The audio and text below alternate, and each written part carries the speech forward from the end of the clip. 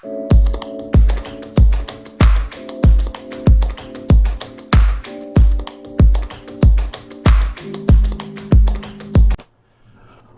up, YouTube? This is Airborne Cyber Comic Fan coming at you with my first video of LACon 2018.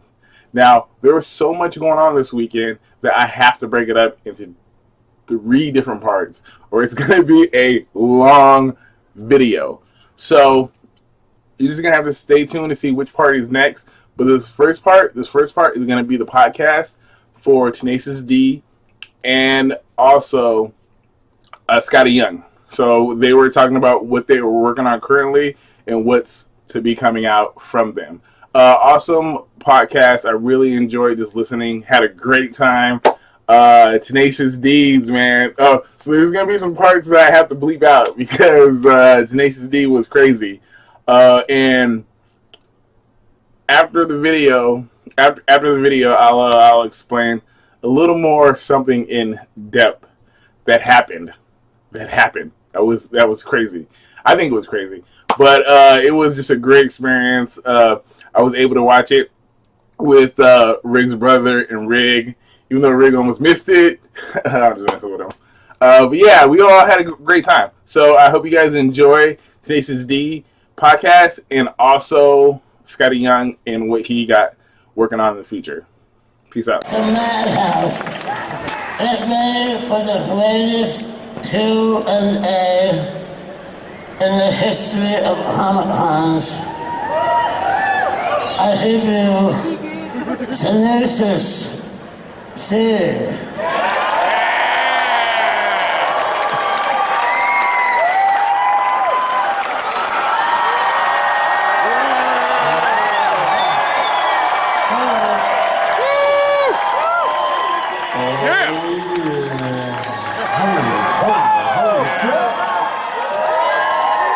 What's up? That's what's up. Dude, are you feeling the Comic-Con love? I am, I totally feel it. I didn't know what to expect. I feel that's quite a lot of phones in the air. I feel like this is a concert, but we didn't bring our guitars. There was some guy over there just holding up his hands. There's no phone in there. He doesn't need one. That's the latest. That's the iPhone 11. You don't even see it. Completely stealth. Want to thank Val Kilmer for introducing us. I don't know if you ever saw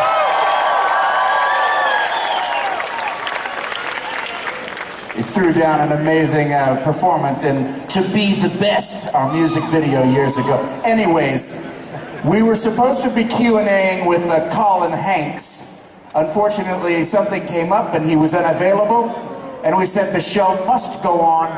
We will be Q&Aing ourselves this evening.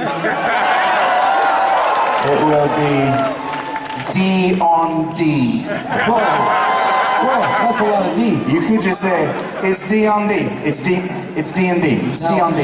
I think when we ask a question, we sit in this chair. No, I think when we answer, we sit in this chair. This one, here. So, tell me, Jack. How did it all start? How did it all begin? How did what? What do you mean? How did what all begin? It all began. Your journey through this. It started, I think, the popular consensus was with a Big Bang. About 16 billion years ago. Whoa, that's a long time. The entire universe was down at the size of a right? It was fucking tiny. The whole thing was so intense. That's more of a question for, Scientists? I don't like where I'm sitting here. I gotta go over here. That's an Elon Musk question. It's true. Why are we here? We're here to talk about our new series. I don't know if any of you have seen Post-Apocalypto. If you get a chance. I'm gonna say a solid 15%. You can see it on YouTube's, regular YouTube's, the free one, for the people, by the people. If you're 18, And it began, we were gonna do a different album, and then we decided, no, the end of the world is coming. we better do post-apocalypto before it's too late. So we did it to save the world, and you should probably check it out if you want to be saved. It's really it explains how you can survive the coming apocalypse. It's the only way to survive is to watch our new series, YouTube's Post-Apocalypto. Cage, I have a question for you. Yes. How did you do all those amazing artworks? How do I do them? Well, You and Jack, how did you guys do all the artworks in Post-Apocalypto? Oh, it's an animated series, I should also add. actually, you did all the artwork, Jack. Well, I'll tell you, Kyle. I have this pad of paper here. What? For those of the artists in the house. What? I think we got a lot of comic book artists here. You know what's up. You could make your own You get animated a show? Strathmore sketchbook. You can get it on Amazon or whatever. You can go to your local art. Well, you can get anything on Amazon. Come on. And then I'll take a pen. I don't usually use Sharpie, but for this demonstration, I'm gonna go Sharpie. Now, what are you going to draw for the people? Just whatever comes to my head. The first thing that comes to my head. We don't know.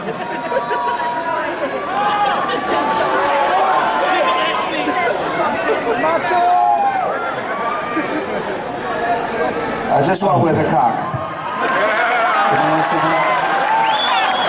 Now, a lot of times, it'll take someone, a great artist, 16, 17 minutes to draw a perfect cock, but as you can see, You just knocked that out. I'm not your average artist. I can whip it out at a moment's notice. Hello. I just realized this is an all-ages audience. Yes, this is I don't know. inappropriate. What are you doing?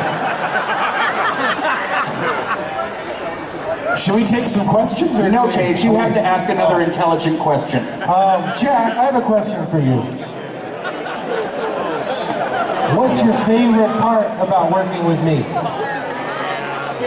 The best thing about working with Kyle Gass is his undying enthusiasm. I'm a real pessimist, but Kyle always believes that we can do it, we can do anything, and that we're geniuses. And I'm all like, we're not genius, but he talks me into it, and then before you know it, we're doing genius things. And I recommend it to anyone out there who wants to achieve incredible things. Find yourself a Kyle Gass who really believes in the dream. Because I'll blow some smoke up here. it's not just ass smoke, it's also you really believe it. And it almost seems like Kyle's insane sometimes when he's like, we have the power, Jack. We can do it. Don't you see? What are you flying that out? That I'm gonna fly the invaluable? kite. Oh my God! That went almost nowhere.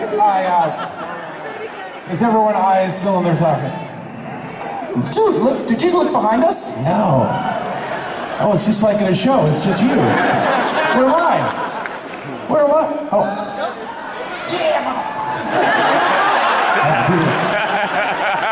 I found you. Took me a while. Okay, I think we should take some questions Yeah, from the let's take some real audience. questions. I'm gonna go with this guy right here in the red t-shirt. Yeah. Yeah. You get... Two things he wants to say. That doesn't sound like a question. First of all, praise. He's not saying anything. He's just praying and, Nope. and bowing his head to us. That's where Q&A goes south. Second of all, yeah? We're not worthy. Oh, we're not worthy. Thank you.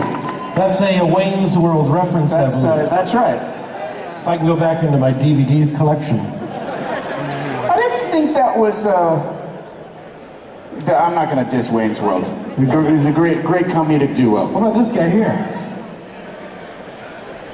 You, sir.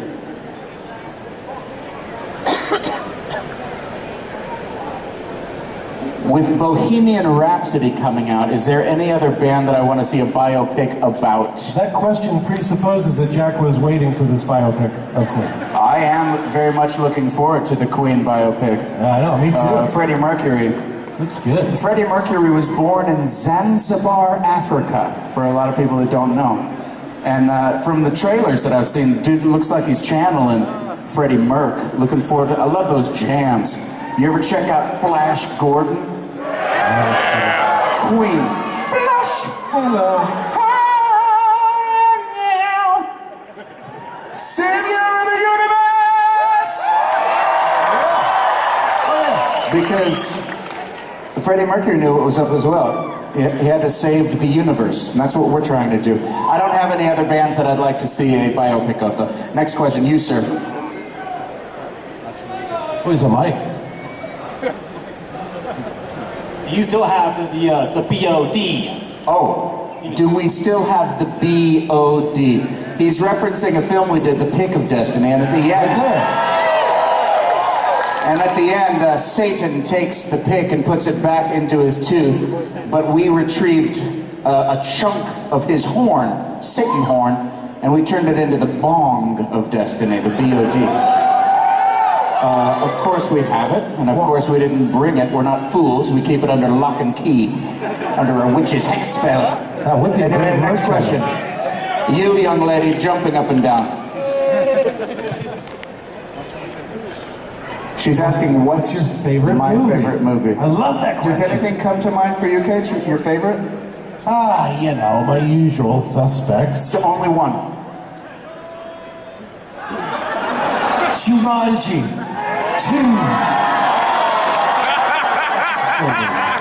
That's your answer? My answer, I'm gonna go with The Shining. Jackie Nicholson in The Shining. Not for the kids, not until you're older. What about the clown here? You like The Shining too? She looks like she's 9 years old. Oh, you have a question. That's what that's about. Dude, look at the terrifying clown though. I want to hear what the clown has to They're always ask. killers. Hello. Hi. For both of you, what's your favorite commedia dell'arte character? Oh, I'd say Harlequino, for sure. God, my favorite commedia dell'arte character. Pantalone, though, is very good. Anybody commedia dell'arte fans? I can't remember any. I can't remember. But I am a big fan of the Renaissance Fair. Which, of course, are the stock characters from the Italian Renaissance traveling theater groups that use. Oh, no, please. That guy's jumping up and down. Okay, the jump. Now they all think they have to jump and down. They have to jump up and down. Oh, he's just doing I don't have a question, he does. Thank you, Frank. This is my friend Frank. I came all the way from Finland for you guys. No, you didn't. Yes, I'm from Finland. You had some other things to do here. I came for you. Really? Could you please sign my Pick of Destiny CD? Of course, we'll sign the thing. security. We're gonna do that later. I'm gonna get it to you. I have a question, Kyle. Yes. I just thought of a really important question. Yes. How did you come up with all those amazing ideas for post-apocalyptic? What were your inspirations that you drew from? Well, it's funny you should ask that, Jack. I've actually cut together a reel of inspirations for post-apocalypto. All the inspirations? Yes. For post-apocalypto are Yes. in one little video package? Yeah. Oh, tremendous. I'd love to see that. Well, can we show that? Would you guys like to see that? It's a little peek inside the brain of Tenacious D. It is. Let's roll tape on that clip Lights. real please. So guys, I'm sorry I had to cut that part of Tenacious D's of what inspired them. It was hilarious. It was funny. If you watch their actual series on YouTube, you would just get it as they're showing the clips. But it was copyrighted to a T. If I would have posted what they showed, this video wouldn't last a second on YouTube. So let's get back to what inspired them after they showed the video and what they talked about. Hope you guys are still watching. Where we stole all the ideas for post-apocalypto. I want to bring out our producer, John Spike. John Spiker, are you in the house? Johnny Spike? John Spiker. John Spiker, please, to the stage. Well, anyway, it was he's really coming. just me, Cage, Johnny Spiker, There he is. He does it all. How did you do it? How did you produce it? I was just kind of like a funnel, and I just A conduit. Yeah, a conduit. These two guys would go in two separate rooms, and they would just start talking and making things up. And 2 hours later, they would come out of the booth, and we basically just take that and just whittle it down. Yeah. Whittle it down and whittle it down, and take 2 hours and turn it into 10 minutes. That's all I did. It's editing. That's all I did. Dude, but just chopped it up. how many hours would you say you put in total over the whole 6-part series? I think it was like 400. Oh, at least hundreds of hours. So that's the other thing. Usually when you make a major motion picture, there's literally hundreds of people that worked on it. With us, it was just the 3 of us here, and then one other dude, Michael Molina, who's not here, did all the color. Yeah. And so if you ever want to make a major motion picture, get yourself a Kyle Gass and get yourself a John Spiker. And then you can do it with just 3 people, maybe 4. So we're going to have a screening of this movie, Post-Apocalypto, in about a half hour. And if you can't get in there, if it's sold out and packed, you can, good news, you can watch it on YouTube's for free. The season finale is coming next week, but you can see the first 5 chapters right now. It's the best thing we've ever done, in our opinion. And thank you for coming out and asking us your cues. We had a blast giving you some A's. I think we have a booth over here. You can get stuff and... What should we do, Kate? We need a big finish here. Who's got the best question? The best question. Right there, in the middle. Oh, that's a great question. How's the world gonna end? That's the question? No one knows. Well, hopefully it's Probably not. is. Hopefully it's not gonna end. It's probably because we saved it. Look, here's how the world's not gonna end. If the whole world works together to. We work together. Full Look, stop. we're definitely gonna be extinct in 100 years if we don't all work together really, really intensely. We gotta stop all this like, hey, we're number 1, the rest can go to hell. Because we're gonna die. We're all gonna die if that's the attitude. Am I right? From Finland, as I promised, good man from Finland. I still don't believe this is the only reason you came from Finland. No. But yeah. Send our love to the Finland people. Anyone else from around the globe who came just to see Tenacious D, send our love back to your homelands. Spread the word. Let's all work together. Much love. Tenacious D, ladies and gentlemen. Thank you. Tenacious D.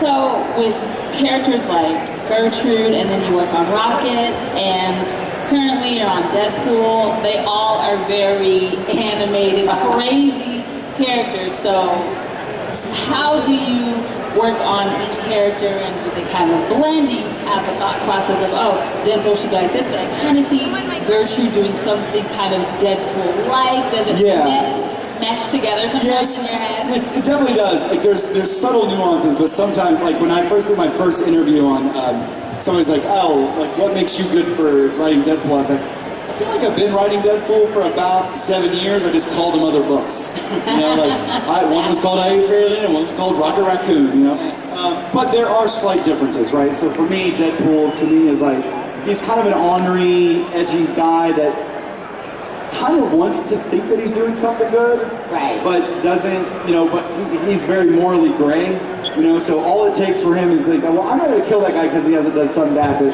it doesn't take a lot of convincing to make you for me to make Deadpool be like, oh no, he's bad, I'll kill him. It's cool. Where Rocket, the thing that they all have in common is they all speak their mind and they say what they think, which is definitely a trait that I have. But the nuances between them are, Gert from Fairyland has let go of all. She doesn't care anymore because she lives in a world where nothing really matters. Exactly. So she knows that she can go full tilt and it doesn't matter. It's a weird world. Rocket was somebody who I viewed as way more of a mouth, but actually had a lot more going on inside that we ever got to really see. So he was much more of just an obnoxious talker. And then Deadpool is a little bit, to me, a mixture between the two. It's slightly crazy, but wants to be good, but you don't, and maybe I don't even know as writing that, I don't necessarily know where the insides of them are quite yet. So yeah, there's things that they share, but I like the subtle nuances. But they're individuals still. Right. So tell us a little bit about your new books that are coming out, Bully Wars and Middle West. Give us a little bit about both and kind of the inspiration for them. Bully Wars, again, having children, my oldest son is 9. They're amazing, right? They're just like these little banks of stuff I steal from. So Bully Wars is, I started reading the Diary of a Wimpy Kid books and Captain Underpants books and a lot of the books that my son likes. And we were watching those movies, and what I started to realize, and even in the movies that we grew up with in the 80s, I started to realize that any story that dealt with bullies, that bullies were they were black and white. It's like, this person's a bully, and they're going to grow up to be a villain, and that's it. Like, and in storytelling, that's how we work it. Like, and I just, similar to Fairyland, I was like, let's do an Alice in Wonderland or Dorothy or Wizard of Oz type of story, but let's spin it on its head and say, what if this? And with Bully Wars, it was like, what if we took the typical bullied story and turned it on its head, which is, maybe the bully doesn't have to be a bully forever. Like, what would it take for a bully that bullies kids his whole life to start realizing, like, wait a minute, maybe I have more in common with these kids that I pick on than I understand. And they're kids. Like, we tell these stories about young kids, they're 10, 11, 12, 13, like, we're supposed to be changing them and teaching them, we're not supposed to write them off. So even if he's making even if this 14-year-old's making bad choices, I feel like it's okay for us to maybe give him some tools to maybe not be that way, So Bully Wars is a funny way to play around with the idea of a bully named Rufus who has bullied kids forever. He's been the biggest bully in elementary school and middle school, and on the first day of high school, he gets ready to go bully again. He's really excited. He's about ready to run a new school, and before he does, he gets bullied, and he realizes, oh my God, I'm no longer the king of the hill. Right. And he ends up having to kind of strike a deal with the kids who he's been picking on for all these years at school, and to make a deal like, well, we'll help you win this competition if you agree not to bully us anymore. And along that way, the two sides will realize, like, the bullied side will realize that sometimes when you get a little power, it can be very intoxicating, and they make some decisions that don't make them feel really good. And the same way with Rufus, the bully, he's going to make some decisions that realize, like, oh, like, actually, like, me and this kid like Star Wars together. Like, we like nerdy stuff together. Why am I against it? So that's Bully Wars in a nutshell, but in a really funny way. Right, it's a funny way to kind of shine light on bullying in schools and how you can change and you don't have to. And if you look at it on the other side, it's not the best. Exactly. So our hope is at the end, you're going to laugh, you're going to look at Aaron Conley's beautiful art, and at the end of the day, hopefully some younger kids will realize, like, we've all been through this, and life is a very gray area, and it's always, we're going to be surfing through this gray area for a long time. Then Middle West is a book that's coming out in November 22nd or 21st. Guys, I hope you guys enjoyed both the Tenacious D podcast and the Skottie Young. Skottie Young had to cut it a little short, but it's just crazy things that he's working on. I believe he recently just posted that book on his Instagram page. So if you guys are looking to read about it, and he's actually happy about writing stuff, as you guys can tell, go check it out. So back to Tenacious D. So after they did the podcast, we were walking back and they were talking about their booth, as you can see in the podcast. but I seen it before I went to the stage. So I was going there with Rig and his brother Bronson, and we just went there. We're looking at the merch, and Bronson was like going through stuff and everything like that, and like just picking up stuff. And Kyle just walked in magically, talking about the shirts and talking about how things are signing, and it was like slow motion. Like Bronson was looking at him, and then Kyle was looking at him, and they just suddenly connect. It was like so cool. They were like, oh man, like they known each other, and he was like, oh, let me sign something. So Kyle ended up signing stuff for him, and then for other people. Like, if everyone was just so shocked, no one wanted to see if he was gonna sign stuff or wanted to approach him about him. Everyone was just on their phone, including me. I'm not gonna lie, including me. So it was just amazing that he had that experience with Kyle Gass. And I picked up a shirt, and I was like, hey, give me this shirt so he can sign it. So you guys are going to see it in my haul video of what I had Kyle sign. And it is all thanks to Bronson. Thank you a lot, man. It was amazing thing. That it was just weird. And after the podcast, after we went to the booth, I stayed later and watched the whole post-apocalypto series, like just straight in order, and it was amazing. It was just so funny. I've seen it all the way till 3, and then I stopped watching it because I had other stuff to do. But they just played it the whole way, and it was just like a movie. It was just like an hour long, but it was just such amazing stuff. And again, I hope you guys enjoyed this video. Thanks a lot to Rig for chilling with me at the podcast, Bronson for making that magical moment happen. It was amazing. I was able to take pictures for him. I'm not going to post it on my channel because that's for him. But it was just so good, and this amazing time at LACon 2018. Stay tuned for the next video to see what else I'm going to post. Peace out.